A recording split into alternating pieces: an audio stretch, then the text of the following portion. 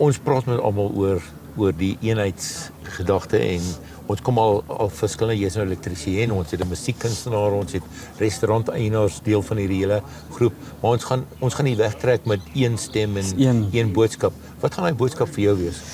Vir my gaan dit wees om die jong mense te beïnvloed, die jonger generasie, die kinders op skool nog, dat hulle nie, want deesdae wyk die kinders baie af en hulle fokus nie en hulle dink maar hulle kan niks doen nie. Ja. Maar ek wil hê ons moet daai boodskap oordra dat as jy jou kop op iets sit, kan jy enigiets doen. Ja. En met die Here, as jy net gebed inbring, kan jy kan ver gaan. Die Here het jou altyd. Ja, dis 'n baie sterk boodskap van almal op die oomblik en regtig dis baie positief en weet jy elke dorpie wat ons wil kom, gaan ons jong tot oud ontmoet en alles dit. En ja, dit is op 'n dag is 'n groot geleentheid. Nou jy het of 'n bietjie ervaar nou van hierdie trok, maar jy het voorheen al trok getrek. Jy het al deelgeneem, nee? Ja.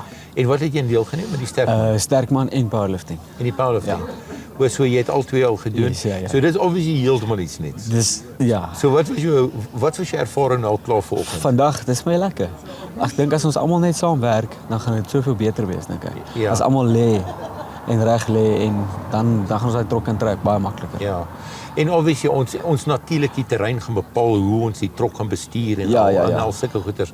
So op 'n einde van die dag is jy weet wat dit bly nog steeds 'n pad 1651 km wat ons nog steeds moet doen. Al klim ons deur die berge, die Swartberge. Ons gaan nog steeds moet werk. Ons gaan stapie vir stapie moet loop. Dis al wat ons kan doen. Ja.